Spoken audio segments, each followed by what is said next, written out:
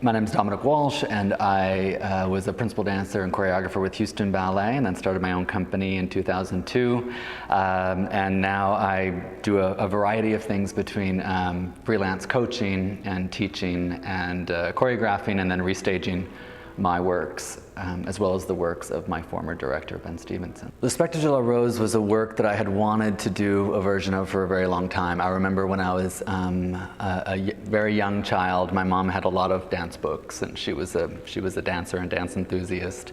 And there were these images of Nijinsky dancing the rose, and I just remember being very captured by the spirit of the spirit in the photographs, and wanted to, at some point, do a rendition of Le Spectre de la Rose because of that influence. I think those images actually kind of formed me to be a dancer. So it was very special to take on that little project, and it was I think of it as an homage to the original Misha Fokine version. So there's lots of moments that very much complement and remind us of the original version, but I wanted to bring a kind of a little bit heavier, more weighted contemporary interpretation of the music. When I first made this ballet in 2006, it was a collaboration with a visual arts organization, and we created 5 new works with 5 artists creating set design for the very first time. And so the artist that I chose was a woman by the name of Katie Heinen, and she does silk sculptures. And I was very moved by the energy of what these fabrics do in the sculpture that she would create. And so I wanted to kind of pay homage to the original. So we had to find solutions. We had to find, how are we going to have this iconic jump through the window and appearance through the window, without having a $20,000 set piece. And oftentimes, it's amazing what we've come up with. I think it's pushed our creativity by having kind of limited budgets. But so what we did is she had this huge piece of white silk with these gorgeous blue straps. And in the beginning, we used the cyc to just sort of see these lines and see this kind of silhouette with the female character in the center of the stage wrapped up in this huge silk as though it were a huge dress.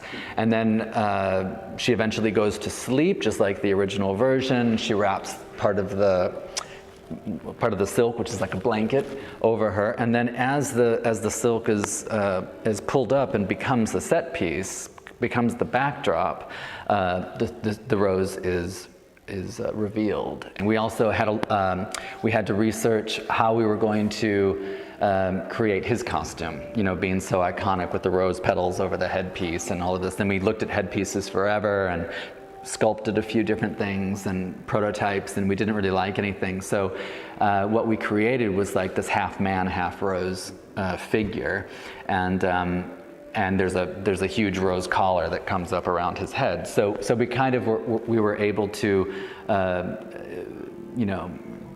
have a little nod toward the original design without using it. So in 2006, I created Le Spectre de la Rose, and from that point, I wanted to eventually do a whole Ballet Russe program. And one was The Dying Swan, which we did, and then another was Afternoon of a Faun. And at that time, Ty Parmenter joined the company, and I thought that he had a very interesting way of moving and a very interesting way of experiencing his body when he moved. I liked what it seemed as though he was sensing while he was dancing. And so I thought I would do Afternoon of a Faun for him. And in doing a little bit more research, I had always been a big fan of Rodin and Camille Claudel, their work, and had done other ballets based on their work. And when I saw his Nijinsky, I thought that would be a really lovely starting point for my Afternoon of a Faun. With Le Spectre, I loved the spirit of the movement, and I was creating my own version from that. With this, it was very much related to the Rodin sculpture, and And oftentimes I do that.